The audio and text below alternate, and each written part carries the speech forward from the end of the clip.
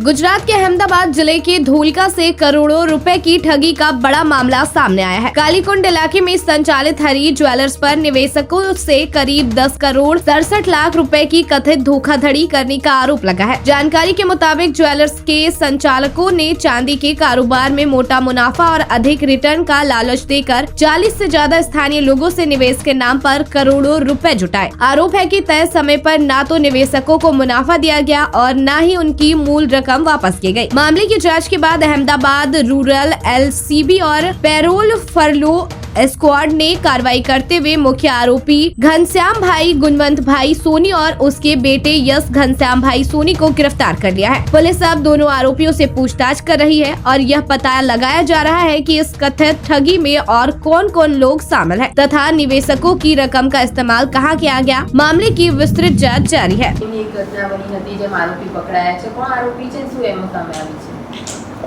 27 December 2025 એક ધોળકા ટાઉનમાં એક offence register થયો હતો, જેમાં 3 આરોપી હતા, ઘનશ્યામ ગુણવંત સોની, યશ ગુણવંત ઘનશ્યામ સોની અને દીપ ઘનશ્યામ સોની।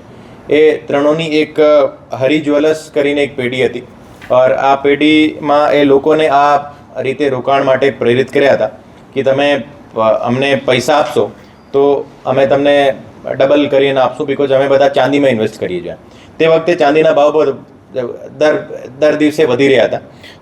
તે વખતે લોકો એની લુબાણમાં આવીને એના વિક્ટિમ બન્યા હતા।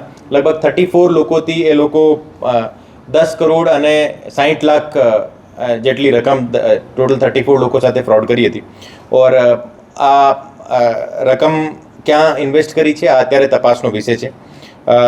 આ તપાસની સેન્સિટિવિટીને લઈને તપાસ જે છે આ ધોળકા ટાઉનથી એલસીબીમાં ટ્રાન્સફર કરવામાં આવી છે और એલસીબી દ્વારા 2 આરોપીઓને અત્યારે પકડવામાં આવ્યા છે और આ પકડ્યા પછી એની જીપીઆઈડીની સ્પેશિયલ કોર્ટમાં એમને રજૂ કરવામાં આવ્યા और એને 5 દિવસની રિમાન્ડ મળી છે।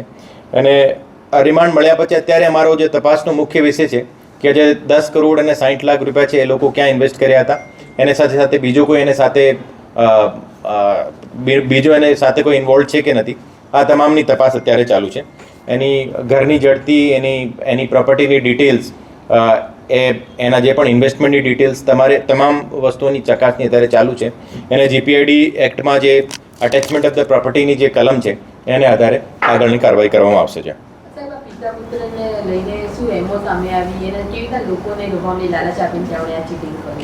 એ લોકોથી તમામ જગ્યા જે લોકોને આ રીતે લાલચ આપતા હતા કે ટોટલ તમે અત્યારે જો અમને પૈસા આપશો તો લગભગ મિનિમમ 20 થી 30% તમને રિટર્ન મળવાનું છે, બીકોઝ જે રીતે ચાંદીના ભાવ વધી રહ્યા છે આ રીતે લોકોથી પૈસા લીધા હતા। અને લોકો જે છે તમામ 50 લાખથી લઈને જો 40,000 જેવા રકમ પર જે તમામ એમાં ઇન્વેસ્ટ કરવામાં આવેલી છે। એને લોકો સામાન્ય માણસ છે બધા, અને કોઈ રેકડી ચલાવતો હોય યા કોઈ ખેડૂત છે, કોઈ પોતાની પ્રોપર્ટી વેચીને જો એને ઇન્વેસ્ટ કરીને આપ્યા હતા, તો એ લગભગ 34 એમના વિક્ટિમ છે। और એ લોકોને આ રીતે લાલચ આપ્યા હતા કે તમે પૈસા અમને આપશો તો અમે ચાંદીમાં ઇન્વેસ્ટ કરીએ और ચાંદીના ભાવ કન્ટિન્યુઅસલી વધી રહ્યા છે और એને કારણે તમને વધારે રિટર્ન મળશે જો। તો આ રીતે એ લોકો એમનો એવો હતો और આ રીતે લોકો લાલચમાં આવીને એમને પૈસા આપ્યા હતા।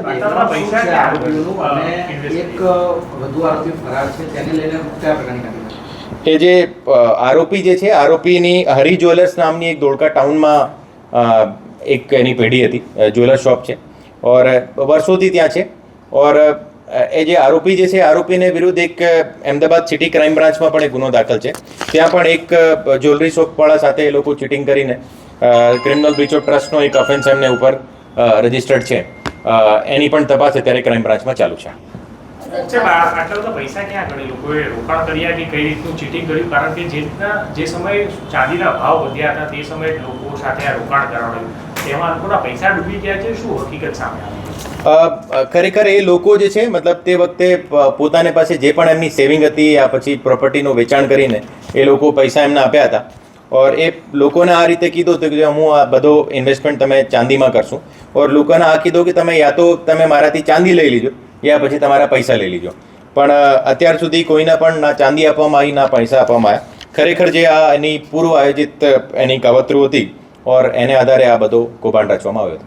ખાસ તો લોકોને એમને ટાર્ગેટ કર્યા પણ કેવી રીતના સોશિયલ મીડિયાથી કે એના દુકાનમાં આવતા એ કસ્ટમરો કેવી રીતના નાના નાના માણસોથી બધા લોકોને એ તમામ લોકો જે રીતે હું આપને કીધું કે જે આરોપી પણ ધોળકાના છે અને જે વિક્ટીમ છે વિક્ટીમ પણ ધોળકાના છે, તો એકબીજાને બધા ઓળખતા હોય ઓર એના નાનો બધા ગ્રાહક પણ હતા, એમના નાની ખરીદી એનાથી કરતા હતા ઓર એને આધારે એનો આપસમાં એમનો રિલેશન હતો, એકબીજાને ઓળખતા હતા ઓર તે આધારે એ લોકો પૈસા આપ્યા હતા ઓર પછી આ રીતે એના સાથે કૌભાંડ થયું છે.